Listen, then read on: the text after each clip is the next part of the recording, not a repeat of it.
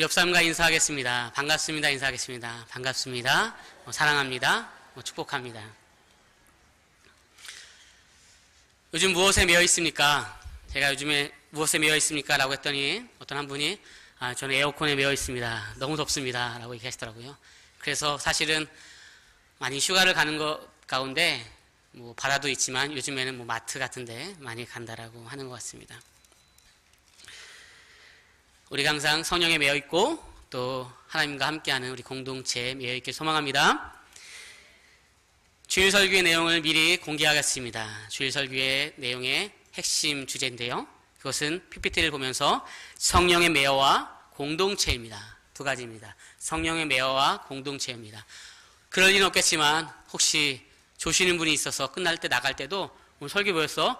몰라? 성령의 매여, 공동체 이렇게 얘기하시면 되는 것입니다. 오늘 우리가 읽은 본문은 보통 바울의 3차 전도여행이라고 하는 내용의 본문입니다. 드로아 그리고 아소, 우리 PPT를 보면서 그 여행을 살펴보겠습니다. 드로아, 아소, 미둘레네, 기오, 사모, 밀레도에 이어지는 그 전도여행이 있습니다. 우리 한 장 넘겨주시면, 네. 드로아, 아소, 미둘레네, 기오, 사모, 밀레도로 이어지는 전도여행이 오늘 본문 3차 전도여행입니다.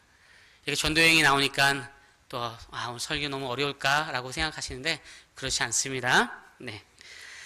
바울의 전도여행으로 이동 경로가 이렇게 나와 있는데요. 참 치밀하게 되어 있습니다. 13절의 말씀을 보면 그것을 알 수 있는데요. 13절의 말씀입니다. 바울의 동행자들에 대한 다음 행선지를 바울이 직접 정했습니다. 이렇게 13절에 보면 직접 정했습니다. 다시 말해 바울은 매우 치밀하게 전도여행 경로를 직접 정했습니다. 그런데 16절을 보면 또 다른 의미가 있습니다. 16절의 말씀입니다. 여행 시간이 그닥 넉넉지 않았다는 것을 알 수 있습니다. 급히 가야 되는 상황입니다. 정리해 보면요, 치밀하게 전도여행을 정했고요. 그런데 시간은 부족한 시간입니다. 그런데 그 위의 내용을 기억하면서 오늘 본문을 읽어보면 다시 13절을 보겠습니다.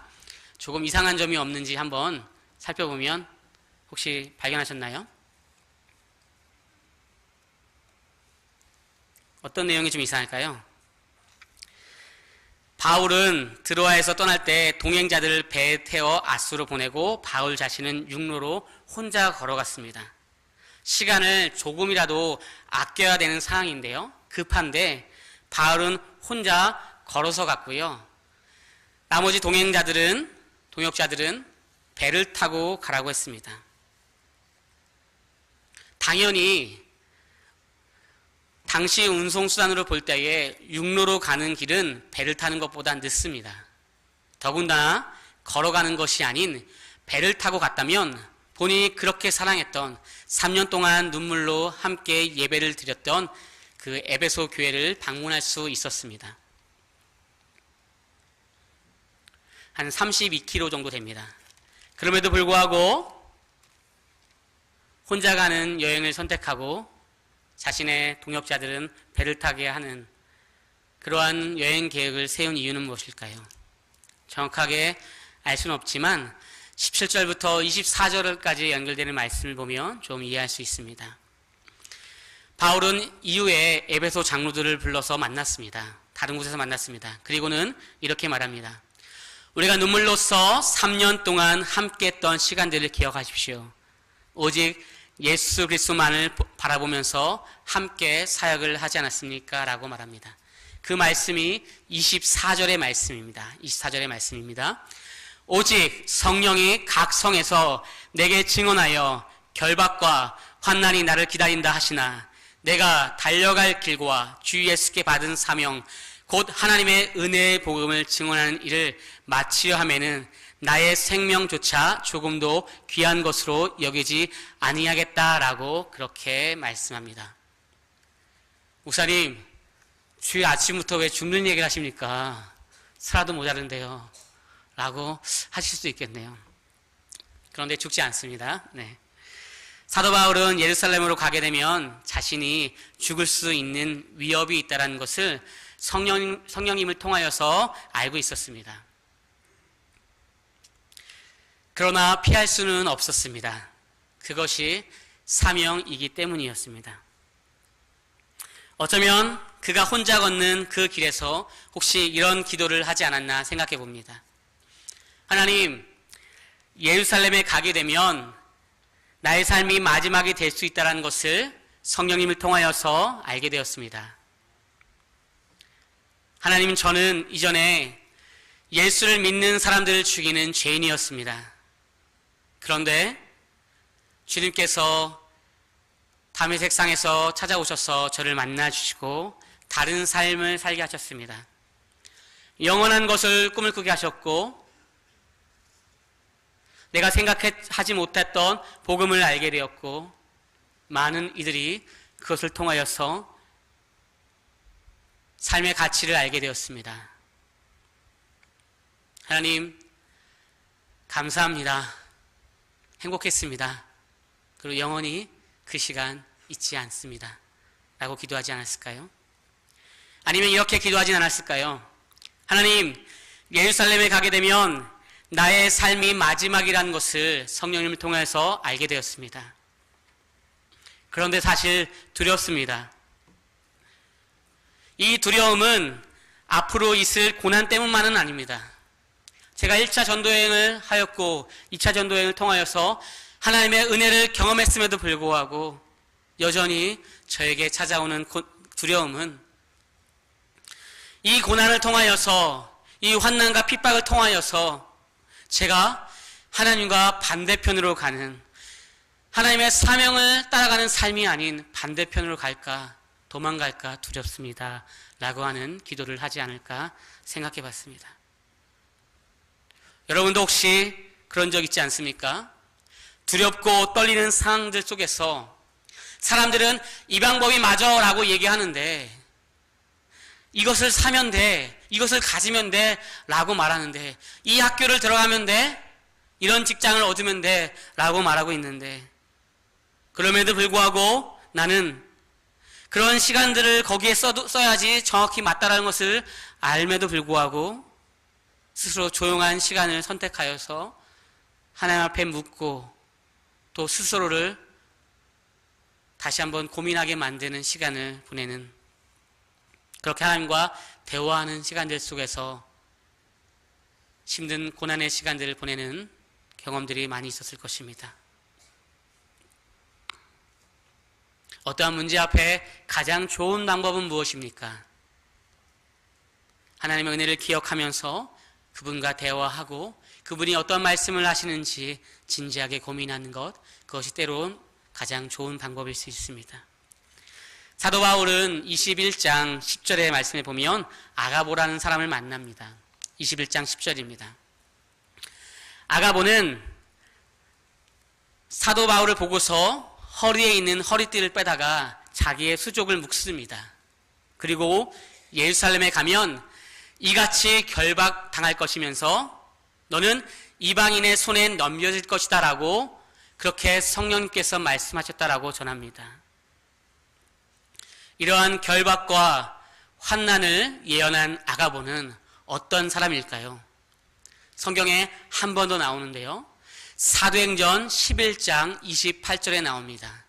사도행전 11장 28절의 말씀에 보면 당시에 큰 흉년을 예언한 사람입니다. 사도행전 11장 28절입니다. 당시에 큰 흉년을 예언한 사람으로 나옵니다.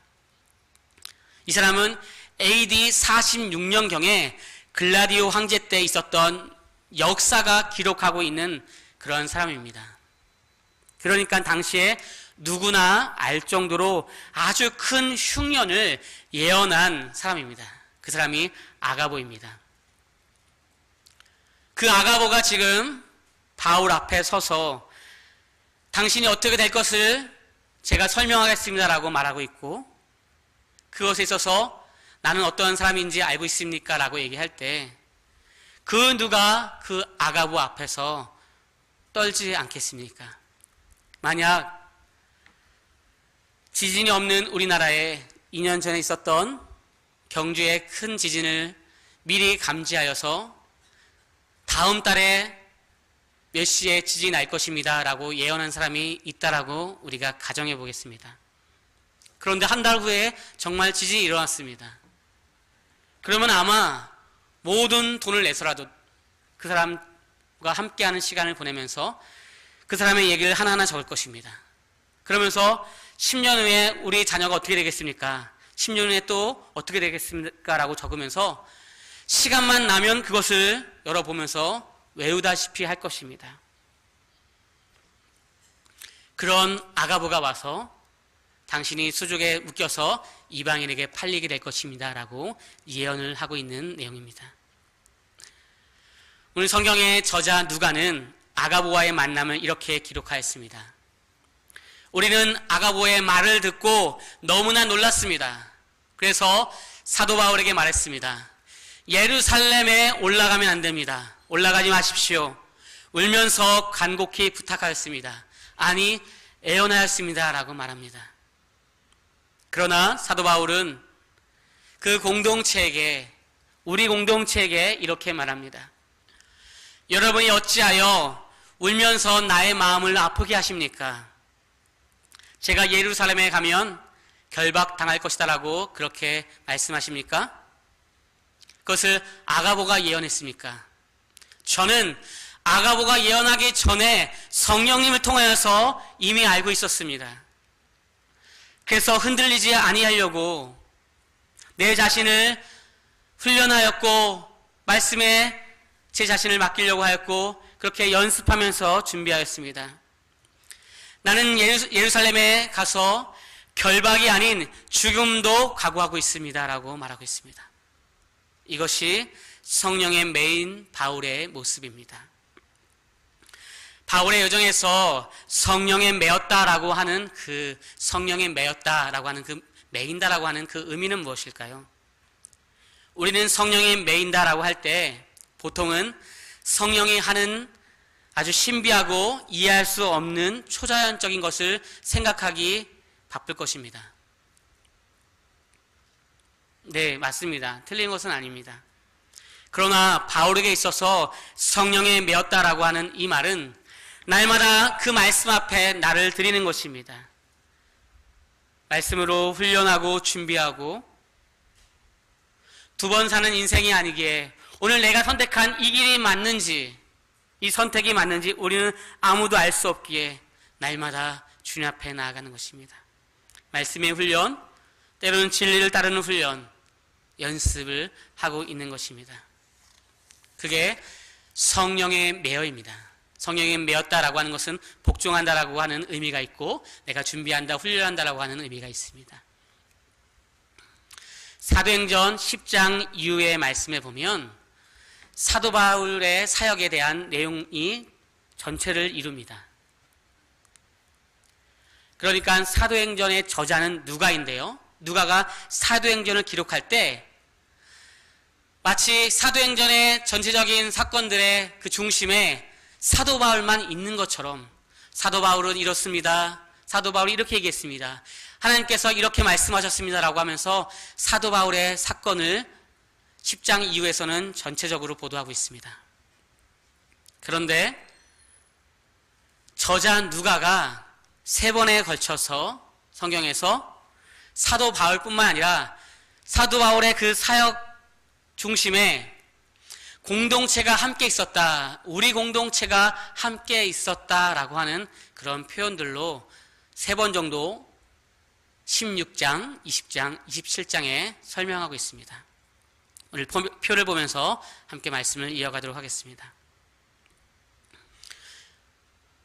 그러니까 우리라고 하는 우리가 그곳에 함께 있었습니다. 우리가 그곳에 함께 있었습니다. 우리가 그곳에 함께 있었습니다 라고 하는 것이 16장, 20장, 27장에 3번 나옵니다. 그런데 16장의 내용의 말씀을 보면 아시아로 우리가 가려고 했습니다. 비두니아로 가려고 했습니다. 그런데 성령께서 오셔서 바울 통하여서 환상 가운데 마게도냐로 가라고 그렇게 말씀하셨습니다.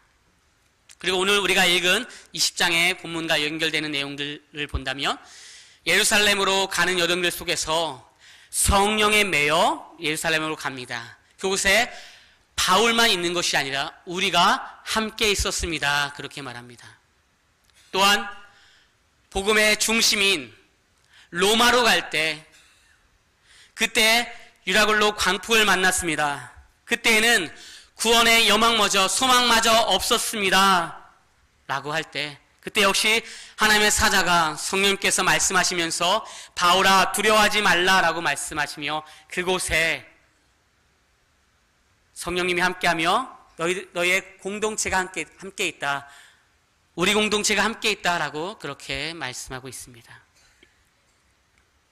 그러니까 누가가 사도 바울에 대해서 기록을 하는 것이 사도행전 10장 이후에 전체적인 내용이지만 16장과 20장과 27장에서 28장의 내용을 볼 때는 3번 정도 우리가 그곳에 우리 공동체가 함께 있었다라고 그렇게 말씀하고 있습니다. 우리가 함께 가리라. 그렇게 말씀하고 있는 것 같습니다. 바울은 성령에 매여 나아가고 있습니다. 바울은 리더들 중에서 탁월합니다. 그가 얼마나 탁월한지 모르겠지만 그 사역의 현장에는 바울만 있었던 것은 아닙니다. 성령님이 있었고요. 그리고 함께하는 공동체가 있었습니다. 누가를 중심으로 한 공동체는 바울과 함께 있으면서 넘지 못할 산을 넘어갈 때 성령의 은혜로 넘어가게 되었고요. 그곳에 함께 동역하는 모습이 있었습니다. 생각지도 못한 마게도냐로 갈 때 성령께서 말씀하셨습니다. 환난과 핍박이 있는 예루살렘으로 가는 여정들 속에서도 그 고난의 길에도 성령님께서 있었습니다. 유라굴라 광풍을 만나서 구원의 영광마저 구원의 소망마저 없을 그 삶의 현장들 가운데서도 성령님도 있었지만 함께하는 동역자가 있었습니다. 바울은 우리라고 하는 공동체가 없으면 안 되고요. 우리라고 하는 공동체는 바울이 없으면 안 됩니다. 그리고 바울과 우리는 성령에 매이지 아니하면 안 됩니다.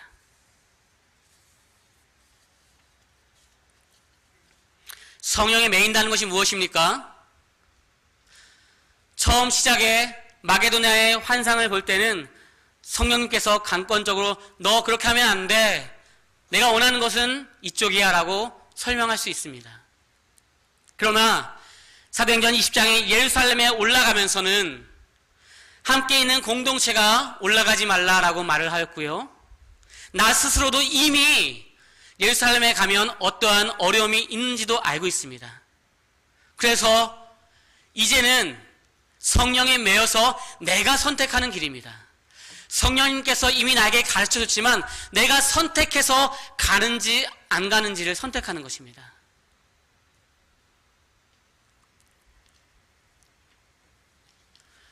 복음의 진수라고 하는 로마서가 있는 그 로마에 갈 때도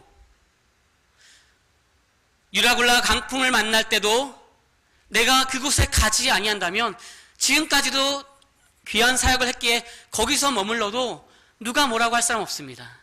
그럼에도 불구하고 로마로 가는 가운데 가이사라를 만나고 그 복음의 중심부에 가서 복음을 전함으로 인하여서 유라굴로 강풍을 만나게 됩니다. 다 내가 선택하는 것입니다. 물론 성령님이 계시고 성령에 매여서 우리는 나아가는 것이죠.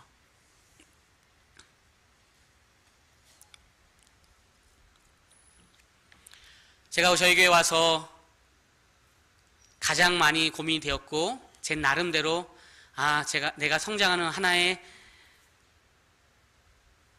산을 넘은 그런 모습이 있었다라고 하는 것이 바로 공동체에 대한 고민이었습니다. 저는 이전에 사역을 하면서 함께 누군가 무엇을 할 때 맞지 않고 불편해하면 그 사람과 무엇을 함께하는 것을 그렇게 선택하지 않고 그냥 혼자 추진한 적도 몇 번 있습니다. 사실 그래서 몇 번의 숫자적인 부흥도 있었던 것 같습니다. 그 당시에는 어쩔 수 없는 저의 선택이었지만 시간을 되돌려 본다면 때로는 조금 더 아쉬운 부분들이 저에게 있습니다. 교회라는 것을 생각할 때 오늘 본문을 중심으로서 저는 두 가지의 핵심이 있지 않은가 생각해 봅니다. 교회는요, 다른 어떠한 문화센터와 다르게 공동체에 대한 확실한 생각이 있어야 됩니다. 이 사람이 아프면 내가 아파야 되는 것이고요. 또한 나에 대한 것에 대해서 많은 것들이 다른 사람들과 공유가 돼야 됩니다. 그것이 없다고 한다면 우리는 인터넷으로 예배를 드려도 되겠죠. 또한 무엇을 결정할 때도 항상 그 중심에는 성령의 은혜, 성령에 매여서 나아가는 것이 다른 어떠한 기관 공동체와 다른 교회가 가지고 있는 특성이며 힘입니다. 고 김강석의 서른쯤에라고 하는 노래 가사에 보면 이런 가사가 나옵니다. 점점 더 멀어져 간다. 머물러 있는 청춘인 줄 알았는데 비어가는 내 가슴 속엔 더 아무것도 찾을 수 없네. 그 노래의 마지막 가사는 이렇습니다. 또 하루 멀어져 간다. 매일 이별하며 살고 있구나. 매일 이별하며 살고 있구나 라고 말합니다. 우리가 이별하고 있는 것은 무엇입니까? 예수를 만나고 나서 내가 이별했던 것들, 세상에 가장 높은 가치가 있다라고 하는 것이 가장 높은 것은 아니었다라고 하는 것이었습니다. 지금 내가 이별하고 멀어져 가는 것은 무엇입니까? 너무나 익숙한 단어, 너무나 중심이지만 나에게 이제는 너무나 흔한 단어, 성령에 매여서 살아간다라는 거, 혹시 이것과 이별하고 있지는 않습니까? 내가 누군가와 함께 하는 그 공동체, 그냥 내가 혼자 살아가면 되는 것이지 라고 생각하며 함께하는 공동체의 모습은 잃어버린 것 아닌지 모르겠습니다. 조금 힘이 있는 사람이 10발 나가면 사실 한 발만 다가와도 좋겠습니다. 서로 그렇게 조금 에너지가 있는 사람이 다가가고 그렇지 않은 사람은 한 발만 나오면서 공동체라는 이름이 함께 나아갈 수 있었으면 좋겠습니다. 거기에는 훈련을 해야 되고요. 함께 말씀을 공유하고요. 삶을 나누는 것이 있어야 됩니다. 그것이 없으면 공동체는 아닙니다. 나로 인하여서 누군가가 때로는 조금 더 어려운 일을 같이 경험하게 되어도 내가 미안할 수 있지만 그것은 나 개인의 생각이지 공동체란 이름에는 그렇게 맞는 표현은 아닙니다. 예루살렘에 올라갑니다. 성령에 매여서 올라갑니다. 유라굴로 강풍을 만납니다. 성령에 매여서 그 강풍을 맞이합니다. 그러나 그곳에는 공동체라고 하는 함께하는 사람들이 있습니다. 저자 누가는 적어도 사도행전 16장, 20장, 27장에서는 그것을 말하고 싶었나 봅니다. 함께하는 공동체가 있고 성령에 매여 나갈 때 하나님의 귀한 영광을 볼 수 있는 것입니다. 도전이 없으면 영광을 볼 수 없고요. 함께하지 아니한다면 하나님의 그 은혜가 임할 수 없습니다. 말씀을 마칩니다. 다른 어떠한 기관보다 어떠한 센터보다 교회가 다르다라고 할 때 꼭 질문해야 하는 두 가지가 오늘 본문에서 있다고 한다면 우리가 정말 성령에 매여서 나아가는지 그리고 하나 된 공동체인지 그것에 대한 질문을 해야 할 것입니다. 삶을 공유하는 공동체가 있고 성령을 따라가고자 그렇게 살아가고자 다짐하는 신자가 있다고 한다면 예루살렘에 올라가는 그 길도 유라굴라를 만나는 그 광풍의 길도 두렵지 않을 것입니다. 어떠한 광풍이 와도 우리에게 있어서는 함께하는 사람이 있고 성령의 은혜가 있다면 그것은 우리에게 넘지 못할 산을 넘을 수 있는 유일한 하나님의 은혜요 방편일 것입니다. 그래서 구원의 소망마저 구원의 여망마저 없다라고 고백하는 그 삶의 현장들 가운데서도 함께한 삶을 하나님께서 불러주시고 또 성령의 은혜로 우리를 그 성령의 배를 타고서 넘어가게 합니다. 바라기는 언제나 성령에 매여 나가며 귀한 공동체로서 나가는 저와 청량의 공동체가 되시길 예수님의 이름으로 축원합니다.